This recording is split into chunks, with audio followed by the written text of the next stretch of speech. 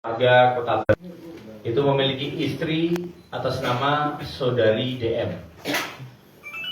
Mereka berdua ini telah membina rumah tangga selama kurang lebih 19 tahun lamanya. Sudah lama. Kemudian pada saat menjalin rumah tangga, mereka berdua dikarenai ada 2 orang anak, ya, mengalami adanya kondisi ekonomi yang tidak menguntungkan, ya, di sekitaran pertengahan 2022 karena kondisi ekonomi cukup tidak menguntungkan. Kemudian suami ataupun pelaku saudara SS ini mengarahkan istrinya untuk melakukan pekerjaan open BO, ya, atau bisa dikatakan menjual istrinya sendiri dari sejak bulan September 2022. Jadi berdasarkan keterangan dari tersangka dan juga keterangan dari istrinya, kegiatan open BO ini berlangsung kurang lebih hampir 1 tahun lamanya. Jadi pada saat pelaksanaan kegiatan tersebut, 1 hari istri pelaku bisa disuruh untuk open BO sampai dengan 3-4 kali 1 hari.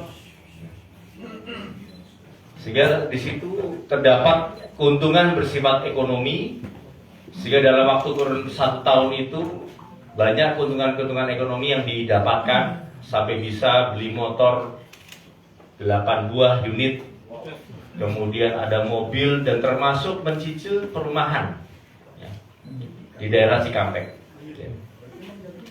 Sampai dengan akhir Desember 2023, istri pelaku atau saudari DM tadi sudah mulai tidak tahan karena melakukan pekerjaan tersebut, dan hubungan rumah tangga di antara mereka akhirnya menjadi retak dan sempat pisah ranjang. Dan kemudian pada Januari 2024, akhirnya saudari DM, istri pelaku, menggugat cerai pelaku, ya, saudara SS ini.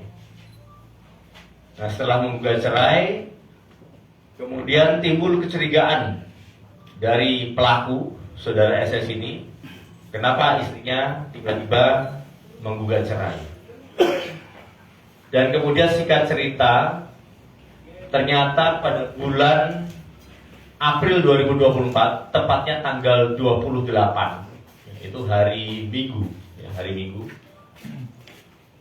istrinya melaksanakan nikah siri dengan korban, yaitu saudara Dede Irwan Sutiawano, umur 38 tahun, pekerjaan buruh, yang merupakan juga warga Desa Jomin Barat, Kecamatan Kota Baru.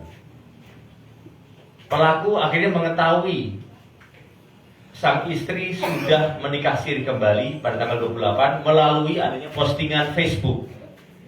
Di situ ada foto-foto istrinya sedang melakukan nikah siri dengan korban. Sehingga seketika itu pelaku akhirnya merasa dikhianati dan sakit hati, ya, karena posisi saudari DM sebenarnya masih merupakan istri sahnya karena belum melalui proses perceraian. Dan selanjutnya akhirnya pelaku, saudara SS, membeli sebilah celurit di pasar Cikampek harga 100.000. Kemudian langsung seketika itu pada saat tanggal 29 pagi, dini hari, atau bisa dikatakan harusnya jam malam pertamanya pada saat itu 28 menikah, 29 pagi pelaku saudara SS langsung mendatangi rumah korban. Di situ korban beserta dengan istrinya atau istri sahnya pelaku ataupun istri sirinya korban bersama dengan anaknya sedang tidur terlelap. Tanpa ada perkataan, beliau langsung melakukan penyerangan, penikaman di dalam kamar kepada korban. sebanyak 2 kali ke arah perut, sehingga mengakibatkan isi perutnya cukup terburai, dan kemudian 1 di daerah dada, memejamkan celulitnya di daerah dada. Pada saat itu korban bersimbah darah, dan akhirnya pelaku langsung melarikan diri. Seketika itu korban sempat dilarikan ke rumah sakit, namun karena kehabisan darah tidak dapat tertolong lagi dan akhirnya meninggal dunia. Pelaku sempat melarikan diri ke daerah Purwakarta, namun kemudian adanya proses penyelidikan dilakukan oleh tim Sagabwana Satreskrim Polres Karawang. Akhirnya kami berhasil mengidentifikasi pelaku dan termasuk mengetahui keberadaan dari pelaku, sehingga dalam kurun waktu di bawah 1 kali 24 jam kami akhirnya bisa melakukan penangkapan terhadap pelaku di daerah Cikampek, itu pada tanggal 29 April sekitar 18.30 waktu Indonesia Barat. Dari kasus ini akhirnya kami berhasil mengamankan sejumlah barang bukti, termasuk sebilah celurit yang digunakan oleh pelaku, beberapa handphone, dan termasuk kendaraan bermotor yang digunakan untuk melarikan diri oleh pelaku. Adapun pasal yang kami sangkakan dalam kasus ini adalah pasal 340 KUHP dan pasal 351 ayat 3 KUHP, yaitu pembunuhan berencana dan atau penganiayaan mengakibatkan matinya orang lain dengan ancaman hukuman selamanya 20 tahun penjara. Selesai.